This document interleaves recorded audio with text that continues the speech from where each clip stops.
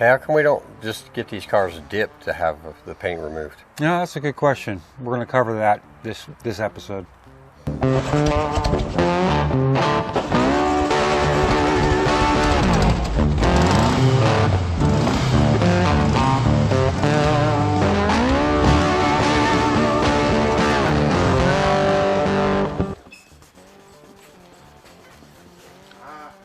Scratchy. Yeah, removing my fingerprints. You know, they're getting a little bit long, so you know they gotta get yeah, they gotta get trimmed down a little bit. So. So I am color sanding the secondary panels for the Cripes, which is right behind you. That is actually, we're going to set the body on that today. That thing moved through body and paint really quickly. I think it was back in body and paint for less than a month, maybe a little over that, 5 weeks. It moved pretty quickly. It's like we have some cars that just want to be built, and some that just fight with us. So. That's awesome. So I'll be doing this for a couple days. If you keep eating that on here, you're going to mushroom this, and it's not going to fucking go in there. I like questions. Wait a minute, I think you actually texted that to me. Something off, something wrong. So we'll read this from James, and this was sent in via our website. It says, I've seen many times where you have used sand, media, blasting to remove paint, rust, and old filler. Do you have any opinion on using acids or alkaline dipping of a classic VW bodies to remove rust and old paint? I do have some opinions. Like most people, I have an opinion on just about everything, except for politics, because I stay out of that. A lot of it has to do with I don't like the chem process itself, because you're never going to neutralize everything that it's done. So, another thing, that's my primary thing. You're going to have channels and hidden compartments that they'll never get all of the alkaline out of, and it all has to be neutralized. And they usually blast it down with a waterless water to rinse it. If that, it's a chemical. Waterless water. Okay. It's water, but it's not water, so it doesn't induce flat rust. It's actually got a zinc in it, so it helps the body just stay stable. Then you have to have a tank large enough to put a body in. That's going to be kind of an issue.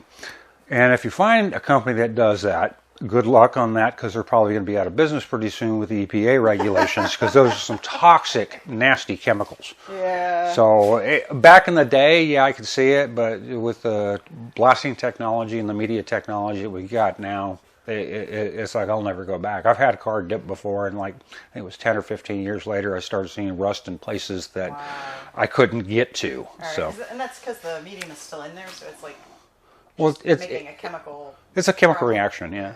And you can't always get it all 100% of it out and neutralized, and that's going to be the thing. So even Whereas with the sand, like you're just blowing sand out. Pretty much, and they do a wet sand process. It's called dustless media. So there's a water that's not actual water mixed in with the sand that helps the blasting. It keeps it cooler. It makes a mess, and we have stuff in the body for days. It's like pre-paint. I've probably got 5 or 10 pounds of sand still in the body before it goes to color. So that's my take on caustic liquids versus abrasives. There you have it. So I'm going to go back to sanding. Okay. Darren's in here, so he can tell you what's going on in the shop, because they don't let me out of here. Oh man, poor Spooky. Spooky.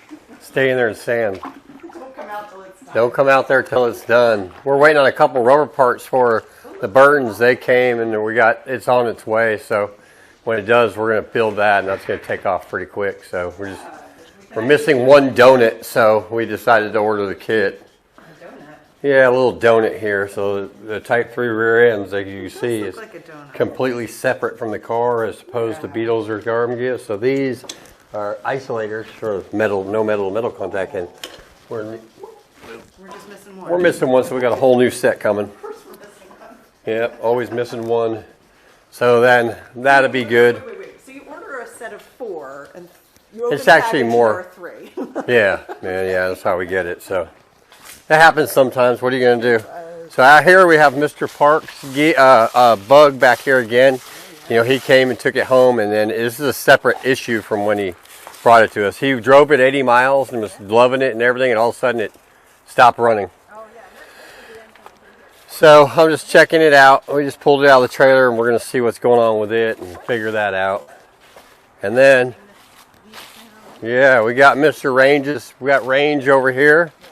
He's out of the garage so he can get some sun.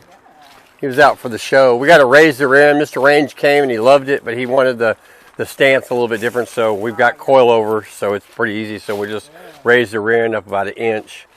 And then we really got a couple just little to do on this. He kind of came and drove it and liked it, and at the show and everything, loved the car. And there's just a couple of things we got to do. And then it goes back to some paint touch-ups, and then he'll be getting it taken home soon. So he came and loved it and saw that. Mr. Bordeline's body right there got all its rough metal work, so it's fixing to go into the body shop today, actually, so Spooky could get the beaten and tappy. Scratching to beating. Huh? Yeah, scratching. Yeah, it's from sanding to beating. And then this one will probably be in the body shop for a while. As you can see, there's all kinds of rough beating and stuff like that. It went. So this one will go in here today, and Miss Cripes' body will come out and get mounted to the chassis that we're going to see in a minute here. Miss Riley's, we're having to raise her rear end a little bit. We didn't like the stance of it. Yeah, so we're getting it raised up just a little bit there, and we're really on the home stretch on this. We're waiting on a couple things to come in my trunk that never closed. The latch, simple little latch assembly. We'll show Miss Riley so she can see why her car's still here. So this right here latches to the pin. Yeah, so that's out on nationwide back order for some reason. Just one of those things. So I'm waiting for one to come in. Actually, I'm waiting on two. This one needs one, and the in front of it, both. They both need them, and we're waiting on them for both of them. So anyways, Miss Riley, as soon as that comes in, we'll put that in. Then we got some window crank issues and a couple little things to be done. Okay. We already drove it, and it's all ready to go. It drives and stops. We just didn't like the stance, so we're going to raise it a little bit. Mr. Blacksky, the same thing. We're waiting on that trunk latch and then some window rubber here, and then he'll be pretty much done. Oh, a wiper motor, which is also hard to find for a 68 gear, apparently. So, we're back underway on Mr. Gazzo. So we got the kit in minus the transmission. So we're waiting on the tranny, but Corey did take and remove his spring plates, which are for the swing axle, and we're going to switch over to the IRS. So he removed the spring plates, so there's shorter spring plates for the IRS. And so when we get the tranny, we're going to wait to put that back together so we can put the tranny in first and bolt everything up to it. So it's underway again, though. Then we got the Type 34 is getting some work done. Yeah. So Mr. Henry's Type 34 is going underway. So we pulled the interior. It's going to get full interior. We're not doing obviously half the car is done. He had it painted somewhere else, but we're going to paint the top a color that matches the interior. Okay. We're going to put all new interior in it. We're going to get the motor running. We're going to get all the headlights and stuff like that and put a little trim on it and stuff like that. So we're underway with that. So it took a while to find all the prices and get him a ballpark price, and we finally did, and he said go, so we're going.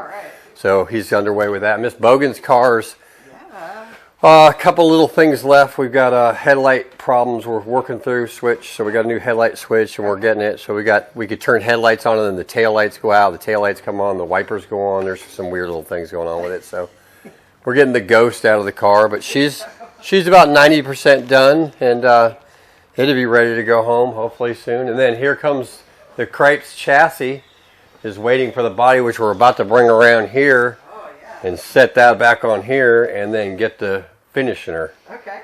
So that's coming around. There's the body seal. So you got to lift over this. Well, this is kind of part of our contraption. So Super Beetles are, the suspension actually mounts to the body, so the body is part of it. So as opposed to a regular Beetle where you just set the beams sitting there, this is flopping without it. So we have to put this bar across here or the wheels just fall out.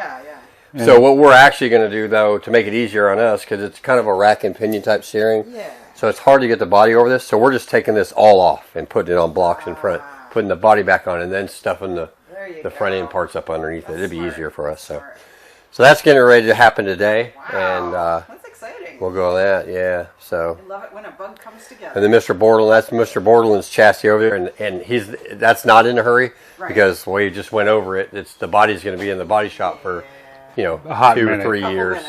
A hot minute. No, it's going to be in there for a while getting beat on. So it's not like, I was like, you know what?